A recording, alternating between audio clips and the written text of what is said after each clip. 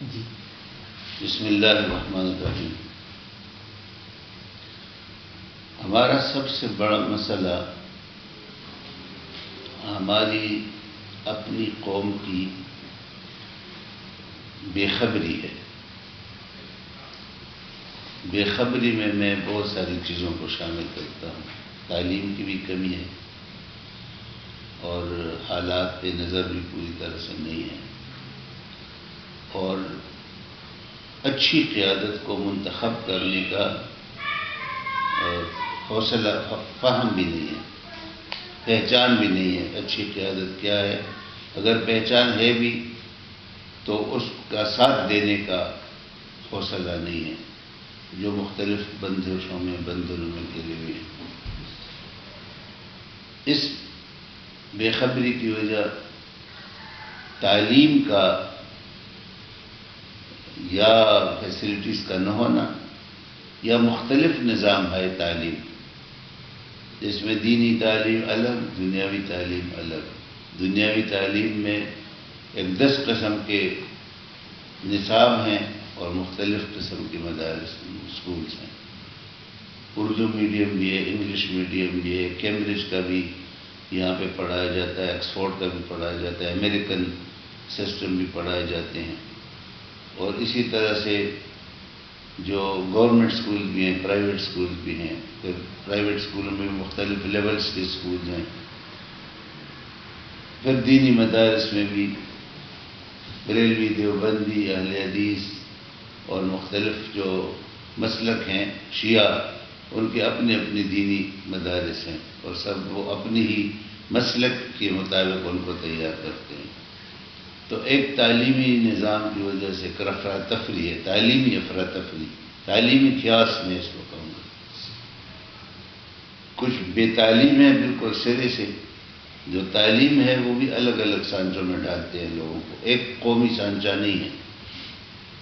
یہ بنیادی خرابی ہے، جس کی وجہ سے جو ہماری اصل ایسٹ ہے وہ ہماری پاپولیشن ہے، ہمارا یوتھ ہے، اور وہ جو یوتھ ہے اس کو جس طرح کی تعلیم اور جس طرح کی تربیت، تعلیم کے ساتھ تربیت بھی بہت ضروری ہے، وہ ہم ان کو نہیں دے پا رہے ہیں۔ ایک قومی سانچے میں وہ نہیں ڈھل رہے ہیں۔ مختلف قسم کے نظام ہے تعلیم ہے، اور بہت بڑی حد تک تو لوگوں کے پاس پراپر تعلیم کا کوئی سہولت ہی موجود نہیں ہے۔ بڑی تعداد میں لوگ ان پڑھ ہیں، غیر تعلیم یافتہ ہیں۔ یہ ہمارا اصل مسئلہ ہے۔ اس کے نتیجے میں ہمارے لوگ پراپر قیادت منتخب نہیں کر پاتے، اور پراپر قیادت کے نہ ہونے کے نتیجے میں ہماری یوتھ بھی یعنی تعلیم سے محروم، تربیت سے محروم، اور ہمارے وسائل بھی یعنی ٹھیک طریقے سے استعمال نہیں ہو رہے ہیں۔ بڑا ہمارا ایسٹ تو ہمارا یوتھ ہے، جس کو ہم پراپر ہنر یعنی ہنرمندی بھی ضروری ہے، اس کے لیے اسکل بھی ضروری ہے۔ نہ ہم ان کو اسکل پرووائڈ کر سکتے ہیں، اور نہ ہم ان کو روزگار دے سکتے ہیں، نہ ہم ان کو کسی کام پر لگا سکتے ہیں، نہ ان کی اخلاقی تربیت کر سکتے ہیں۔ یہ پاپولیشن کو اگر ہم کر لیں، لیکن یہ کون کرے گا جب پراپر قیادت نہیں ہے؟ یہ کون کرے گا؟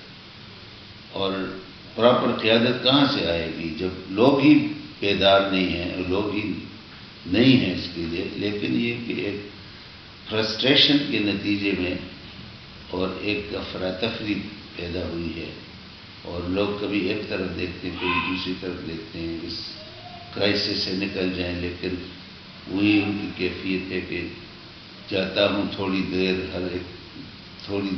ہر ایک راہ رو کے ساتھ، پہچانتا نہیں ہوں ابھی راہ پر کو میں۔ تو ملک اور قوم اسی صورت میں اس وقت دو چار ہے۔ اس میں بار بار فوج مداخلت کر دیتی ہے۔ فوجی مداخلت کے نتیجے میں خرابی پیدا ہوتی ہے، اس کے نتیجے میں مسائل حل نہیں ہوتے، مسائل مزید گمبھیر ہو جاتے ہیں، اور ان کا یہ خیال ہے کہ ہم درست کر سکتے ہیں، لیکن بار بار ناکامی ہوتی ہے ان کو۔ تو اصل مسئلہ تو یہی ہے۔ تعلیم بھی اسی وجہ سے کہ ہمیں ایسٹس ہیں، ہمارے پاس ریکوڈک کے تانبے اور سونے کے ذخائر ہیں، جو خود جن سے اٹھیپا واپس لیا گیا، وہ کہتے ہیں جی $3 ٹریلین کے وسائل ہیں. جو ہمارے پاس تھر کا کوئلہ ہے، جس کے بارے میں یہ اندازہ ہے کہ 300 سال تک ہماری انرجی کی ضروریات پوری کر سکتے ہیں. ہمارے پاس یہ شمالی گلیشیئرز ہیں جو کہ آبشاروں کی صورت میں نیچے آتے ہیں، اس کو بھی استعمال میں نہیں لایا جا رہا ہے، حالانکہ وہ انرجی اور قوت کا جو آپ نے ایک بیسک مسئلہ بتایا اور جو باقی ان کا حل کیا ہے؟ ان کا حل تو میں نے کہا عوام کے اندر کام کرنا ہے، عوام میں بیداری، عوام میں فہم پیدا کرنا، تاکہ وہ اچھی قیادت کو منتخب کر سکیں. اور اچھی قیادت کے لیے پھر دیانتدار اور امین قیادت ہو. تو یہ کرپشن کے بارے میں ہے کہ 15 ارب روپے روزانہ ہمارے یہاں کرپشن ہوتی ہے. اتنا تو خزانے میں پیسہ بھی آتا بھی نہیں ہے جتنا کہ کرپشن میں ضائع ہو رہا ہے. تو اس لیے یہ تو ظاہر ہے کہ وسائل کی کمی نہیں ہے، کمی اگر کوئی ہے تو وہ اچھی قیادت کی کمی ہے. اور اچھی قیادت تو آسمان سے نہیں اترتی، وہ تو عوام کے اندر میں سے آتی ہے. تو عوام کی جب تک تربیت نہیں ہوگی تو اس وقت تک کیسے اچھی قیادت آئے گی؟ فرض کریں اگر حکومت آپ کے ہاتھ میں ہو تو آپ سب سے پہلے 3 کام یا اصلاحات کون سی کریں گے؟ سب سے پہلے تو ہم تعلیم کو اہمیت دیں گے. تعلیم اور تربیت، یکساں نظام تعلیم، ایک ہی سانچے میں پوری قوم کو ڈالنا اور اخلاقی تربیت کرنا، اور اس کے ساتھ ہنرمند بنانا، اسکلڈ بنانا اپنی قوم کو جی. اور ہر تعلیمی لحاظ سے ہر میدان میں خود کفیل بننا. ابھی جو موجودہ جو ہمارا معاشی بحران ہے، ہم اپنے کون سے ایسے وسائل کو برائے کار لائیں کہ ہم جو IMF، ورلڈ بینک اور امریکہ کی جو اقتصادی غلامی ہے اس سے ہم نکلیں؟ سب سے پہلی ضرورت یہ ہے کہ ہم دباؤ ڈالیں بین الاقوامی اداروں پر، بین الاقوامی کہ ہمیں جی اپنے پیسے ہمیں واپس دو. جو ہماری قوم کے پیسے باہر پڑے ہوئے ہیں وہ ہمیں واپس دو. امداد کی بجائے جو ہمارے لوگوں کے پرائیویٹ اکاؤنٹس میں بیرون ملک پیسے پڑے ہوئے ہیں، جو وہ ہمیں اگر واپس مل جائے تو ہم اس سے آزاد ہو جائیں گے. امداد سے، امداد کی ضرورت ہمیں نہیں رہے گی.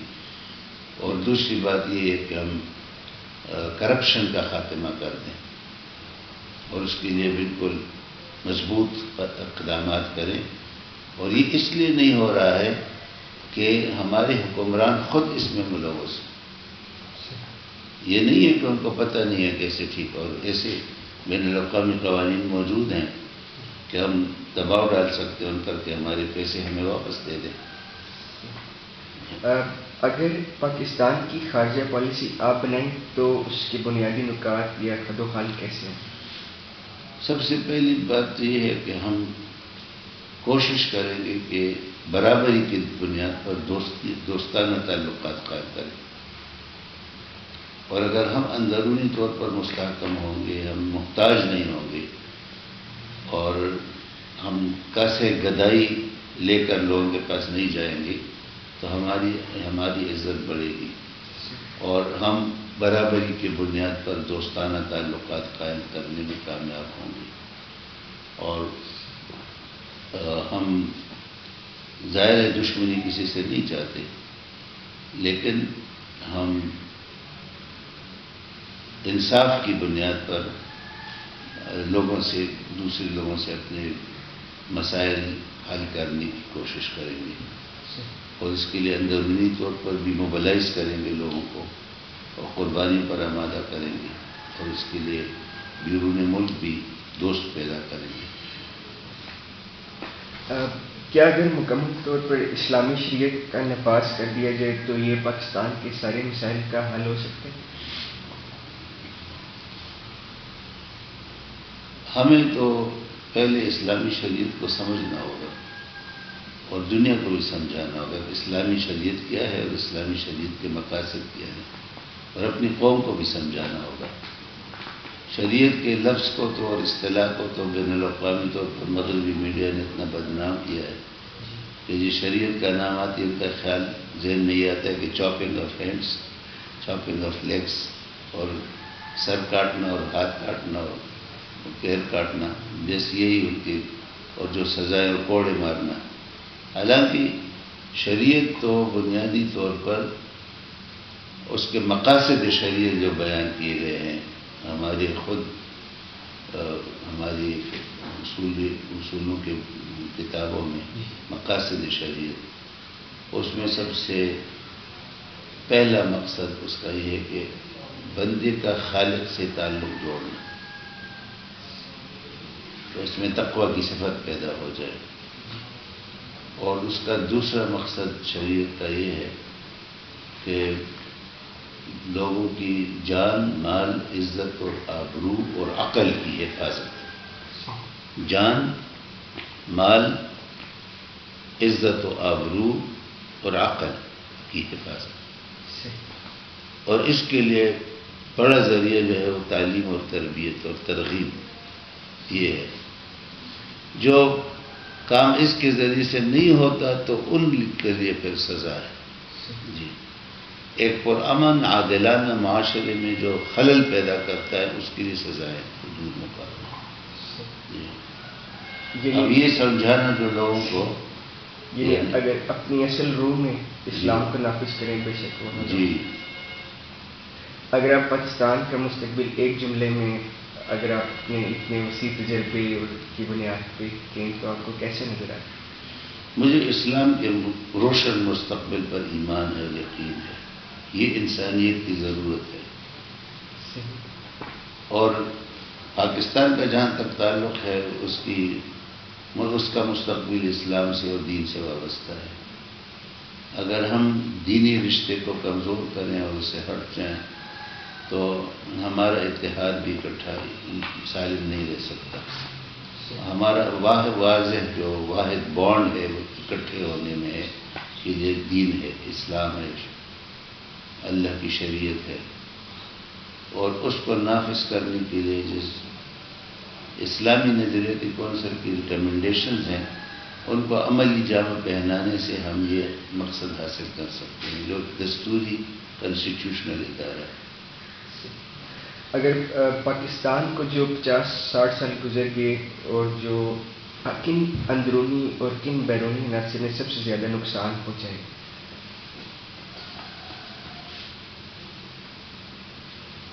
جو لوگ یہ دعویٰ کرتے ہیں کہ ہم نے پاکستان بنایا ہے، انہوں نے اس کے بنانے کے بعد لوگوں کو بٹرے کیا ہے۔ جن لوگوں نے پاکستان کی خاطر قربانی دی، اس کی خاطر گھر بار چھوڑا، اس کی خاطر ہجرت کی اور بہت بڑے پیمانے پر تبدیلی ہوئی، آبادی کی، جو بنانے والے تھے انہوں نے ان مقاصد کا خیال نہیں رکھا جن مقاصد کو لوگوں کو انہوں نے بتایا تھا کہ ہم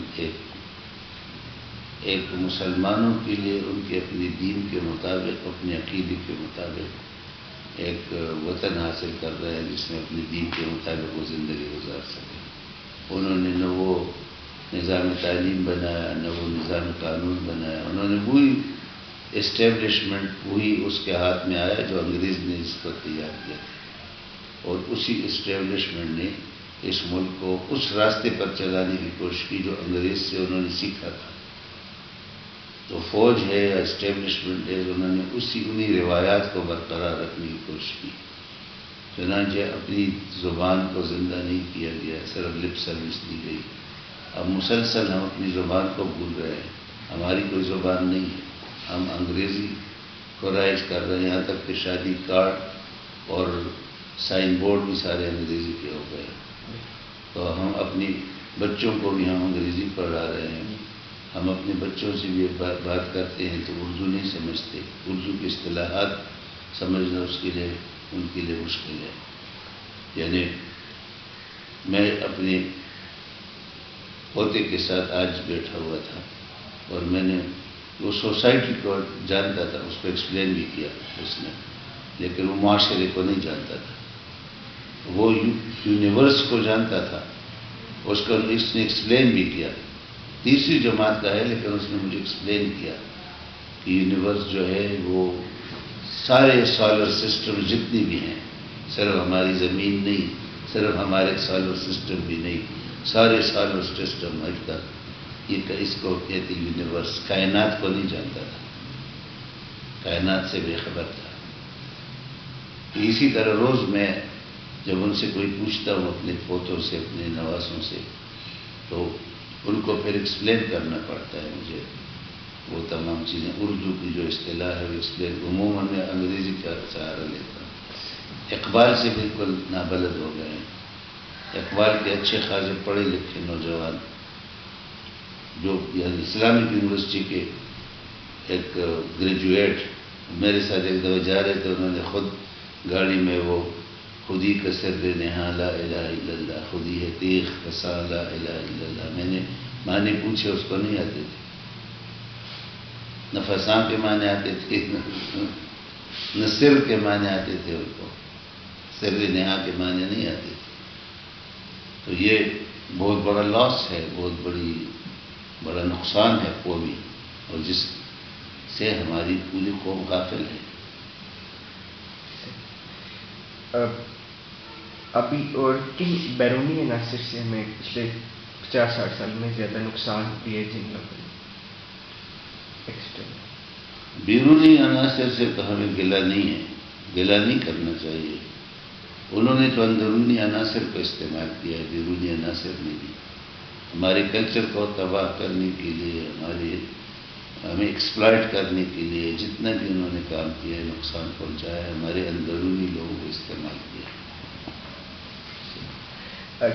کیا ابھی جو نیکسٹ پاکستان کی جو آنے والے سال ہیں، ان میں آپ کو کن عناصر سے جو ہے وہ پاکستان کو نقصان دیں گے یا خدشہ ہے کہ ان سے ہمیں نقصان پہنچے گا، اندرونی بھی بیرونی، جن سے بچنے کی ضرورت ہے؟ جو لوگ سیکٹیرین بنیادوں پر تقسیم کرنا چاہتے ہیں، جو لوگ ایتھنک بنیادوں پر تقسیم کرنا چاہتے ہیں، اور جو لوگ لنگوسٹک بنیادوں پر تقسیم چاہتے ہیں، ان سے، اور جو لوگ چور ہیں اور اپنی ذاتی مفادات کی خاطر ایکسپلائٹ کر رہے ہیں اور بددیانت ہیں، کرپٹ ہیں، یہ مختلف لوگ ہیں جو ملک کو نقصان پہنچانے والے ہیں. کیا مستقبل میں عدالت آمروں کو یا مارشل لاز کو اتنی مضبوط ہوگی، روک لیں گی؟ نہیں، یہ اصل جو لوگ ہیں، اصل جو روکنے والے لوگ ہیں وہ عوام ہیں. عوام کو اپروچ کرنے کی ضرورت ہے، عوام کو منظم کرنے کی ضرورت ہے، اور عوامی ادارے کو مضبوط کرنے کی ضرورت ہے. ایک سوال بالخصوص کہ ملک میں جو لسانی تعصب اور مذہبی جو فرقہ واریت ہے، اس کو کیسے ختم کیا جا سکتا ہے؟ کیونکہ ماشاء اللہ دین کا شعور پیدا کرنے سے، پراپر شعور جو دینی لحاظ سے بھی حضور نبی کریم صلی اللہ علیہ وسلم کی بعثت کا مقصد کیا تھا. اللہ نے قرآن کیا کہتا ہے کہ اللہ نے اپنے رسول کو کن مقاصد کے لیے بھیجا، اور ان کی پوری زندگی کا مطالعہ کہ انہوں نے کس طریقے سے وہ مقاصد پوری کی. اس سے ہماری جو توجہ ہے وہ فروعی اختلافات سے بالاتر ہو کے وہ اصولوں پر چلی جائے گی، اور ہم یہ فرقہ وارانہ تعصبات سے بچ جائیں گے. پاکستانی قوم، ویسے قوم ہماری کیا بڑی خرابی ہے جو سب سے بڑی کہ ہم آج اتنے مسئلوں میں گر کے رہ گئے؟ سیکٹیرین اور لنگوسٹک اور علاقائی بنیادوں پر تقسیم. کیا چھوٹے صوبے بننے چاہیے؟ صوبے، اور یہ میرے اپنے فہم کے مطابق کوئی بڑا مسئلہ نہیں ہے. جی، پاکستان کا کوئی ایسا ہڈن پوٹینشیل ہو جس پہ ابھی تک ہم نے توجہ نہ دی ہو اور اب اس پہ توجہ دیں اور بڑا فائدہ لے سکیں؟ جی، اصل ہڈن پوٹینشیل ہماری یوتھ ہے، جو ہم اقبال کی زبان میں میں کہتا ہوں کہ مال او فرزندہائی تندرست. کسی قوم کا اصل جو مال ہے، ریسورس ہے، فرزندہائی تندرست. تندرست نوجوان، تندرست نسل جو سخت کوش ہو، جو محنتی ہو، تر دماغ ہو، جو ذہین ہو، چاق و چست، جو چاق اور چوبند ہو. یہ اقبال نے کہا ہے. ہاں باقی چھوٹے چھوٹے سوال ہیں 3-4 جو جلدی سے ہو جائیں. بحیثیت پاکستانی آپ کو سب سے زیادہ خوشی کس موقع پہ ہوئی تھی؟ ایز نیشنل ایونٹ ایسا ویسے جی، میں اگر آپ کو حقیقی بات اپنی بتاؤں کہ ایسا کبھی کوئی ایسا موقع نہیں آیا میری اپنی زندگی میں جو مجھے اپنی قوم کی کسی بڑی کامیابی پر حقیقی خوشی حاصل ہوئی. صدمے تو ملے ہیں. جی بڑا صدمہ مجھے 1971 جی ڈھاکہ فال. آپ ساری رات روتے رہے تھے. جی بڑا صدمہ مجھے اس وقت ملا تھا. ایک میری زندگی میں وہ بیت المقدس کا فال تھا اور ایک یہ ڈھاکے کا. تو بڑے صدمے مجھے ملے ہیں، لیکن یہ کہ میں ایک ایسی خوشی مجھے ملی ہو کہ میں ہلیریس، جس کو کہ میں بیان کر سکوں، مجھے نہیں ملی کبھی. اور آپ کا رول ماڈل اور آئیڈیل کون ہے؟ ویسے یہ حقیقت یہ ہے کہ میں تو حضور نبی کریم صلی اللہ علیہ وسلم کا امتی ہوں، ان کا پیروکار ہوں اور انہی سے انسپریشن لیتا ہوں. اور جو لوگ ان کی سنت پر چلتے ہیں وہ سب میرے لیے قابل احترام ہیں. اور اس صورت میں بھی جنہوں نے وہ خیالات پیش کیے ہیں وہ بھی میرے لیے قابل احترام ہیں. میں اگر ویسے نام لوں تو سب سے پہلے تو میرے اپنے والد محترم اور میرے خاندان کے جو بزرگ علماء، ماموں جان میرے جو میرے سسر بھی ہیں، بڑے بھائی مولانا عبدالقدوس، ان سے میں انسپائر ہوا ہوں، انہوں نے تربیت دی. اس کے ساتھ بالکل ابتدائی زندگی میں مولانا مودودی رحمۃ اللہ علیہ کی تحریک سے وابستہ ہوا ہوں اور ان کو میں نے رہنما اور ان کی تحریروں سے میں نے انسپریشن بھی لی ہے، تربیت ہے. اسلام کے واضح مفہوم کو بھی ان سے سمجھا ہے، حیثیت نظام زندگی. اور میں نے پھر یہ آپ کو کہ علامہ اقبال کے جو اردو اور فارسی کلام ہے اس سے میں نے انسپریشن لیا. آج بھی میں اس سے انسپریشن لیتا ہوں. جب میں تھکا ہوا ہوتا ہوں اور وہ کبھی مجھے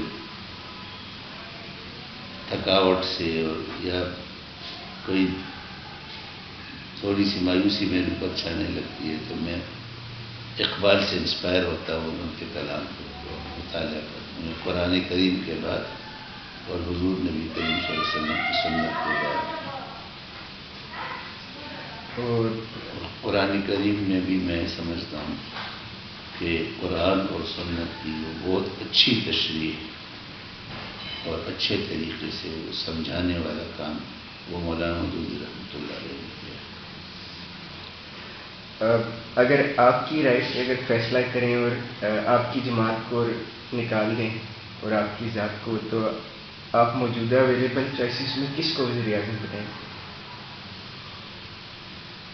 نہیں، میں کسی اور کا نام میں کسی کا بھی نہیں لے سکتا. میں جماعت کے اندر بھی کسی ایک کو نامزد نہیں کر سکتا. میں ایک آدمی کا کام بھی نہیں ہے.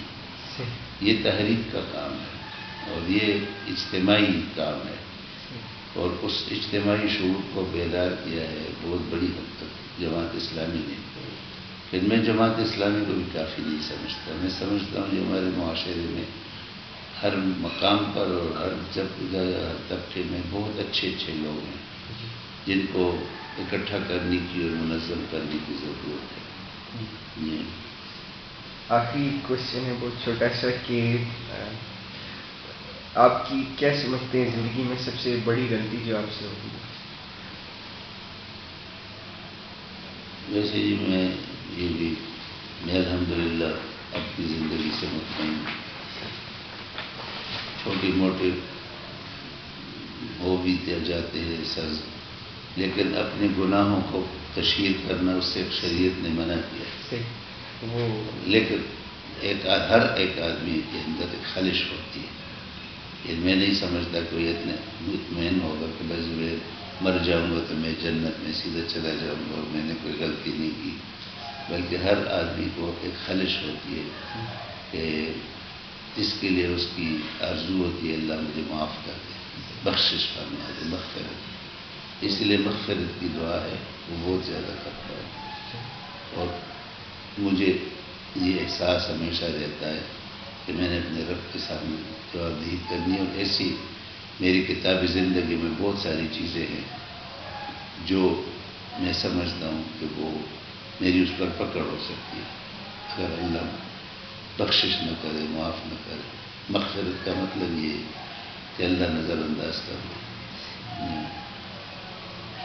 بہت شکریہ آپ کا. اچھا.